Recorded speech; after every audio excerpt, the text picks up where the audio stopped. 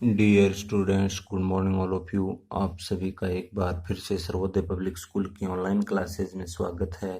प्यारे बच्चों, अपन पढ़ रहे थे फर्स्ट यूनिट राजनीति विज्ञान की प्रमुख अवधारणाओं के संबंध में, जिसमें अपन ने 3 लेसन पढ़ लिए। अपना जो लेसन चल रहा था वो चल रहा था चौथा लेसन स्वतंत्रता व समानता, जिसमें अपन स्वतंत्रता के संबंध में पढ़ चुके हैं, जिसका अर्थ, उसके अर्थ के आधार पर उसके स्वरूप, विविध प्रकार, स्वतंत्रता की जो आवश्यकता है वो क्यों है उसके बारे में, स्वतंत्रता के संबंध में आने वाली प्रमुख बाधाओं के संबंध में। आज इसी पार्ट के अंदर अपन आगे पढ़ेंगे समानता अर्थात इक्वलिटी के संबंध में, कि समानता क्या है, समानता का क्या अर्थ है, इसके कौन कौन से प्रकार हैं आदि के बारे में। तो अपन सबसे पहले देखते हैं समानता है क्या। समानता की जो अवधारणा है यह अपन एक प्रकार से देखें तो आधुनिक नहीं, यह प्राचीन समय से ही रही है। समानता पर यह बल देने की जो प्रक्रिया है वो आज ही नहीं, एक काफ़ी सदियों से ये प्रोसेस है, या अपन कह सकते हैं प्रक्रिया है, ये चली आ रही है। समानता की अवधारणा की जो उत्पत्ति है वो एक प्रकार से विशेषाधिकार प्रथा के विरुद्ध प्रतिक्रिया के रूप में हुई है, कि किसी भी व्यक्ति को विशेष अधिकार नहीं मिलने चाहिए, सभी को क्या मिलने चाहिए, समान अधिकार मिलने चाहिए। क्योंकि अपन सब जानते हैं प्रकृति ने सभी मनुष्यों को जो जन्म दिया है वो एक समान रूप से दिया है। प्रकृति ने किसी के साथ कोई भेदभाव नहीं किया है। जो ये समानता बनी है अपने समाज के अंदर, ये प्रकृति की देन थी। और अपने समाज के अंदर जो वर्तमान में अगर अपन देखते हैं असमानता बनी है, और उस असमानता का जो कारण है वो है मानव निर्मित परिस्थितियां, कि मनुष्यों के द्वारा ये असमानता उत्पन्न की गई है। प्रकृति के द्वारा किसी के साथ कोई असमानता या अपन कह सकते हैं कोई भेदभाव नहीं किया गया है। और अपन अच्छे से जानते हैं जो अमेरिका में स्वतंत्रता संग्राम हुआ था, और जिसकी घोषणा 1776 के अंदर हुई थी, और उसमें यह स्पष्ट कहा गया कि हम इस सत्य को स्वयं सिद्ध मानते हैं कि प्रकृति ने सभी मनुष्यों को क्या किया है, सम्मान उत्पन्न किया है। अर्थात अपन कह सकते हैं प्रकृति ने किसी के साथ कोई भेदभाव नहीं किया। तो ये तो होगी कुछ सामान्य बातें इस समानता के संबंध में। अब देखते हैं इस समानता का अर्थ है क्या। समानता का अर्थ तो इनके नाम से स्पष्ट हो रहा है, बगैर कोई भेदभाव सभी को समान दृष्टि से देखा जाए, किसी के साथ कोई भेदभाव नहीं किया जाए, या अपन कह सकते हैं असमानता को समाप्त कर समाज के अंदर जो समानता है, इक्वलिटी है, स्थापित करना ही क्या कहलाती है, समानता कहलाती है। क्योंकि अगर इसको अपन देखते हैं प्रोफेशनल भाषा के अंदर, तो समानता उस परिस्थिति का नाम है, समानता उस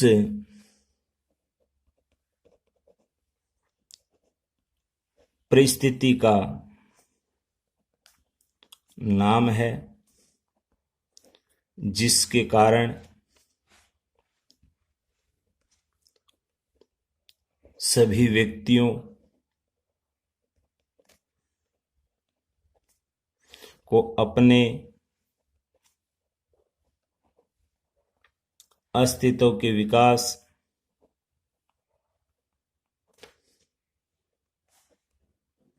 हेतु समान अवसर प्राप्त होते हैं। यानी व्यक्ति के अपने सर्वांगीण विकास के लिए सभी को, चाहे मनुष्य अमीर हो, गरीब हो, चाहे कौन से भी वर्ग का हो, कैसा भी हो, उनको अपने विकास के सभी मनुष्यों को समान अवसर प्राप्त होने चाहिए। और इसी संबंध में एक जो परिभाषा दी थी लॉस्की नाम के एक विद्वान ने, लॉस्की नाम के एक विद्वान हुए थे, इसके अनुसार समानता का अर्थ यह नहीं है कि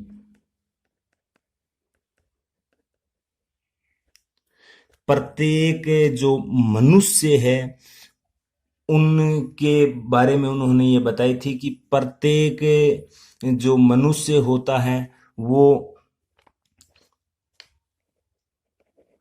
व्यक्ति जो एक प्रकार से अपन कह सकते हैं कि उस व्यक्ति के साथ एक जैसा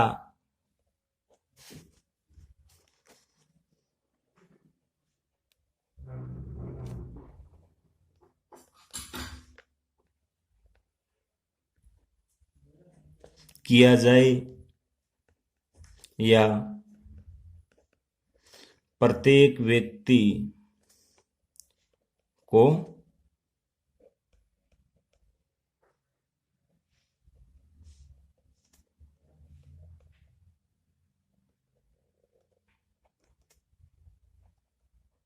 दिया जाए। यानी कि समानता का अर्थ ये नहीं है कि प्रत्येक व्यक्ति उसके साथ एक जैसा व्यवहार किया जाए, सभी को एक समान वेतन दिया जाए, नहीं, कभी नहीं, इसका अर्थ समानता नहीं है। यानी इसका अर्थ ये हुआ कि इसमें कहीं ना कहीं एक दूसरे व्यक्ति की स्वतंत्रता का क्या हो सकता है, हनन हो सकता है।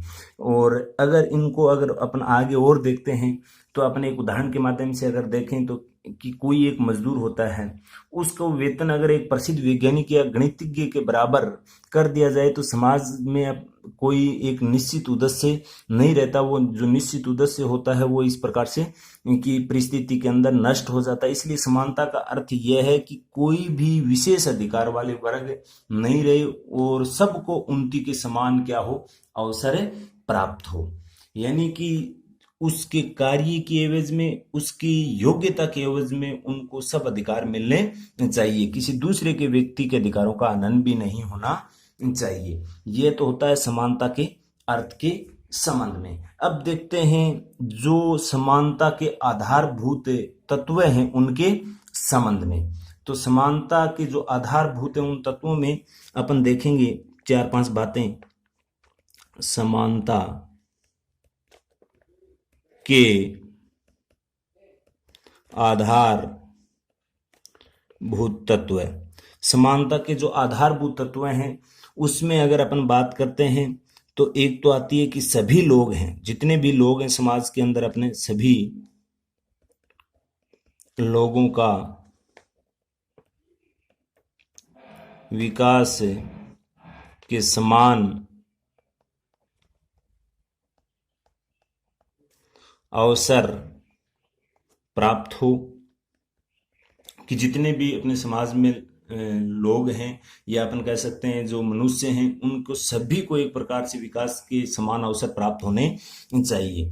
और समान, जो व्यक्ति समान है, समान व्यक्ति के साथ समान व्यवहार होना चाहिए।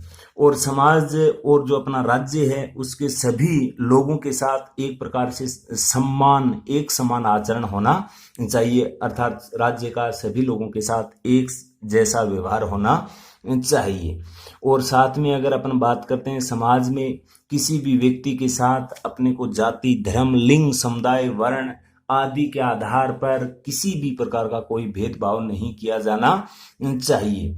और साथ में ही अगर अपन देखते हैं तो मनुष्य की गरिमा और उनके अधिकारों को एक समान अपन कह सकते हैं कि उनको संरक्षण प्राप्त होना चाहिए। और प्रत्येक व्यक्ति को समाज में एक समान महत्व दिया जाना चाहिए ताकि समाज के अंदर अपने समानता स्थापित की जा सके।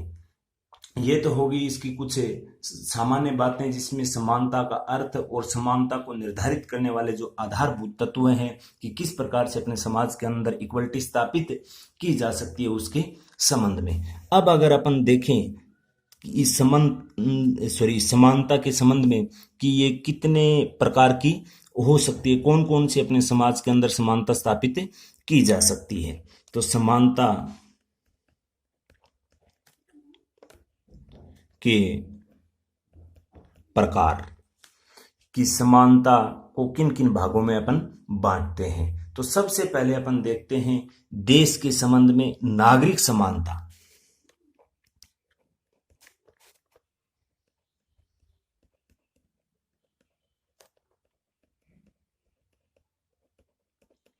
नागरिक समानता के संबंध में जो नागरिक समानता है वो एक प्रकार से अपन देखते हैं जो अपना राज्य या जिसे अपन राष्ट्र बोलते हैं उसके सभी नागरिकों को एक प्रकार से नागरिक के जो अधिकार होते हैं वो प्राप्त हो, और राज्य द्वारा अपने नागरिकों के साथ किसी भी तरह का कोई भेदभाव नहीं किया जाना चाहिए, जिससे नागरिकों के मन में राज्य के प्रति एक प्रकार से विश्वास की भावना उत्पन्न हो। ये अपन को ध्यान में रखना है कि जो राष्ट्र है उस राष्ट्र के समस्त नागरिकों को एक समान अधिकार मिलना चाहिए, उनका संरक्षण होना चाहिए, और राज्य द्वारा किसी के साथ किसी भी प्रकार का कोई भेदभाव नहीं किया जाना चाहिए। सभी को एक प्रकार से समान अवसर प्राप्त करवाना चाहिए राज्य को, ताकि राज्य के प्रति समाज में उपस्थित सभी लोगों का जो विश्वास है वो उनके प्रति बने। और जो विधि है जिसे अपन कानून बोलते हैं, कानून के शासन की स्थापना द्वारा ही नागरिक समानता स्थापित की जा सकती है। और इस संबंध में जो विधि के शासन की बात आती है तो इस संबंध में अपने देश का जो संविधान है उसके जो भाग 3 में बिल ऑफ राइट्स मूल अधिकार हैं उसके अंतर्गत अनुच्छेद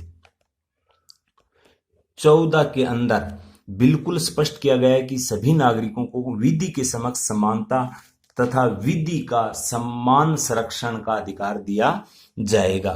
या अपन कह सकते हैं कि आर्टिकल 14 है जो मूल अधिकारों के अंतर्गत वो विधि के शासन की व्याख्या करता है, और विधि के शासन के समक्ष समानता की बात कही गई है वो आर्टिकल 14 के अंदर कही गई है। तो ये तो हो गई नागरिक स्वतंत्रता, एक अपन राष्ट्र के नागरिक होने के नाते। अब उसी राष्ट्र के अंतर्गत अनेक अन्य समानताएं भी हैं, जैसे अपन देखते हैं राजनीतिक समानता।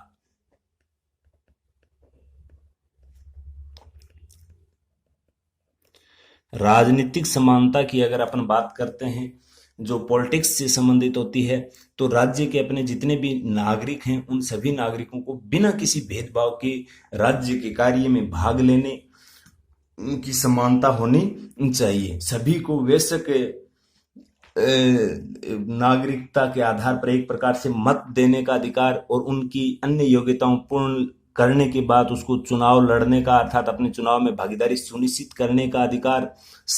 वैश्विक मताधिकार के अंतर्गत अपन सब जानते हैं पहले तो ये ज्यादा था, 21 वर्ष था, लेकिन 61वें संविधान संशोधन के तहत इसको घटाकर 18 वर्ष कर दिया गया। अर्थात अपन कह सकते हैं वैश्विकता के आधार पर मत देने का अधिकार प्राप्त है। और निर्वाचन हेतु निश्चित योग्यता के बाद अपन कह सकते हैं कि अभ्यर्थना है वो अपन दे सकते हैं, आप अर्थात अपन कह सकते हैं प्रतिनिधि के रूप में अपन उम्मीदवार बन सकते हैं। और जो सार्वजनिक पद होते हैं उनको प्राप्त करने का भी अपन अधिकार रखते हैं समान रूप से। इस बात का भी उल्लेख संविधान के आर्टिकल 16 में बिल्कुल दिया हुआ है। और साथ में ये अगर अपन बात करते हैं तो इन सब जो चुनाव लड़ने की है, वोट देने की है, सार्वजनिक पदों पर विराजित होने की जो एक प्रकार से अपने संविधान के अंदर अपने को जो समानता स्थापित करने के लिए जो कुछ उल्लेख या अपन कह सकते हैं संविधान के आर्टिकल 14 से 18 के बीच में जो उपबंध दिए गए हैं उनके अंतर्गत ये राजनीतिक समानता की भी बात अपने को दृष्टिगोचर होती है। उसके बाद अगर अपन बात करते हैं जो महत्वपूर्ण है सामाजिक समानता।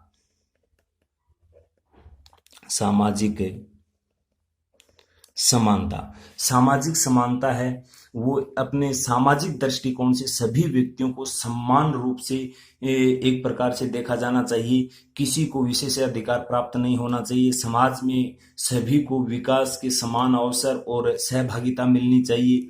और जो अपने सामाजिक न्याय की अपन बात करते हैं जिसमें अपने समाज के अंदर अपने जाति, धर्म, लिंग, समुदाय, भाषा, क्षेत्र आदि के आधार पर किसी भी प्रकार का कोई भेदभाव नहीं किया जाना चाहिए। अर्थात अपने समाज के अंदर ऊंच नीच का, विशेषाधिकार का ऐसा कुछ नहीं होना चाहिए। सभी को एक समान अधिकार मिलने चाहिए अपने समाज के अंदर। और इससे आगे बात आती है जो प्रारंभ में प्राचीन समय में विद्यमान थी वो है प्राकृतिक समानता। प्राकृतिक समानता की अगर अपन बात करते हैं तो इस की जो प्राकृतिक समानता के जो प्रतिपादक हैं वो मानते हैं कि प्रकृति के सभी जो मनुष्य हैं उनको प्रकृति ने सभी को समान बनाया है और उसमें सभी को एक जैसा शरीर, एक जैसी बुद्धि दी है। कालांतर में उसमें जो अंतर दिखता है वो अपनी सामाजिक परिस्थितियों की भिन्नता के कारण दिखता है। यानी कि कुछ विद्वानों का मानना है, जो प्राकृतिक समानता का समर्थन करते हैं, उनका यह मानना है कि जितने भी अपने समाज के अंदर मनुष्य हैं उनको सभी को एक समान बनाया है। और उसके बाद भी अगर कुछ समय बाद उसमें कुछ भिन्नता अगर मनुष्यों के अंदर दृष्टिगोचर होती है तो अपने समाज की परिस्थितियों के अनुसार ही होती है, या अपन कह सकते हैं उस परिस्थिति की वजह से ही होती है। और प्राकृतिक समानता का सिद्धांत सबसे ज्यादा जो दृष्टिगोचर होता है वो अपन देख सकते हैं कि प्रकृति सभी को समान पैदा नहीं कर सकती। इसमें कुछ मतभेद हैं। कुछ विद्वानों ने यह भी कहा है कि प्रकृति ने सभी को एक समान नहीं बनाया है और न ही पैदा कर सकती, और न ही प्रकृति के सभी मनुष्य में जो गुण है, योग्यता है, उनकी व्यक्ति की जो क्षमता होती है, शक्ति होती है, उसकी जो प्रतिमा होती है, उसके जो विचार होते हैं वो समान नहीं हो सकते। तो इसमें विरोधाभास की स्थिति रही है। कुछ विद्वानों ने कहा है कि प्रकृति ने सभी को समान रूप से बनाया। इस संबंध में अपन ने रूसो का एक कथन भी पढ़ा था कि मनुष्य स्वतंत्र पैदा होता है लेकिन बाद में विभिन्न प्रकार के बंधनों से वो क्या हो जाता है, जकड़ जाता है। तो इसमें विरोधाभास की स्थिति भी अपन से पूछी जा सकती है, क्योंकि कुछ विद्वान तो ये मानते हैं प्रकृति ने सभी को समान बनाया, लेकिन इतना अपन भी जानते हैं अच्छे से कि प्रकृति ने भी सभी को समान रूप से नहीं बनाया है। मनुष्य के अंदर गुण, योग्यता, क्षमता आदि के आधार पर कुछ ना कुछ अंतर अपने को जरूर देखने को मिलता है। उसके बाद अगर अपन बात करते हैं अगले पॉइंट की, तो वो है आर्थिक समानता। आर्थिक समानता की अगर अपन बात करते हैं तो ये समानता है अन्य सभी जो समानताओं का है, वो अपन कह सकते हैं कि ये एक आधार है।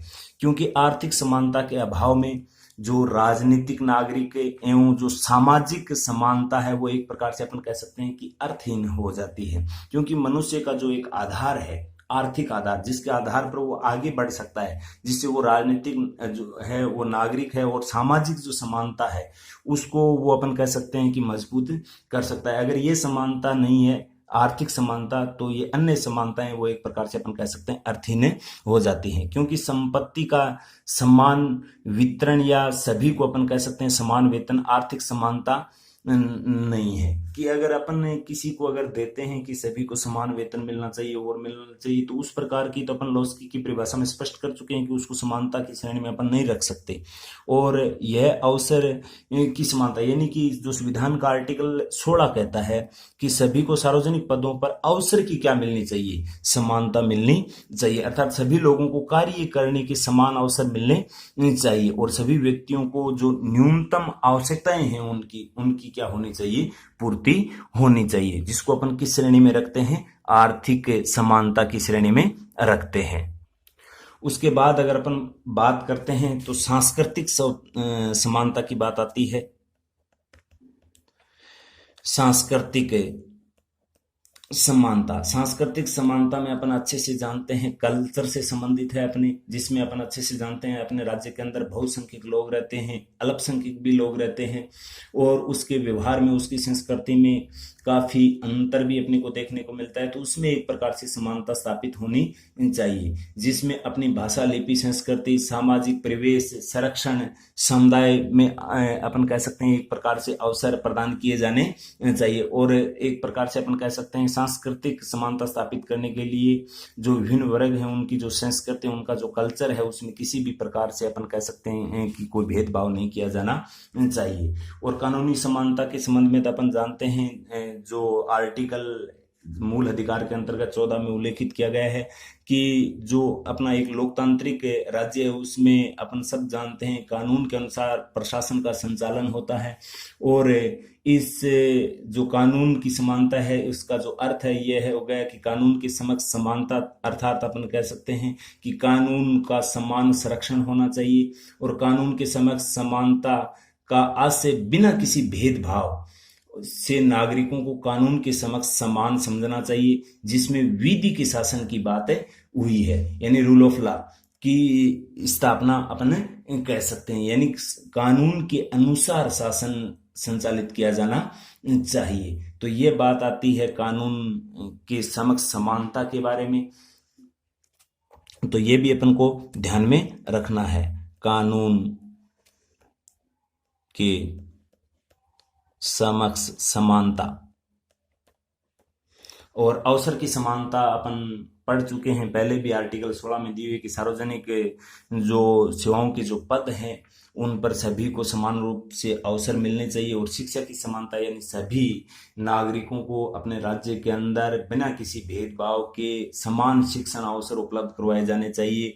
लेकिन राज्य द्वारा इसमें जो कमजोर पिछड़े वर्ग हैं उनके लिए विशेष सुविधाएं भी प्राप्त करवाना समानता का अनन्य अपन नहीं कह सकते, क्योंकि जो पहले से शैक्षिक दृष्टि से जो पिछड़े वर्ग हैं उनके उत्थान के लिए राज्य द्वारा कुछ विशेष भी बंद किए जाने चाहिए, ताकि जो शैक्षिक दृष्टि से जो अग्रणी वर्ग हैं उनके समक्ष उसको लाया जा सके। तो ये हुई समानता के अर्थ के संबंध में, और उसके साथ जो विविध उनके प्रकार हैं कि कौन कौन से रूप में अपन समानता के संबंध में देख सकते हैं उसके संबंध में। बाकी का कुछ ऐसा बचा है इसका वो पढ़ेंगे अपन आगे की नेक्स्ट कक्षा में। आज के लिए इतना ही, धन्यवाद।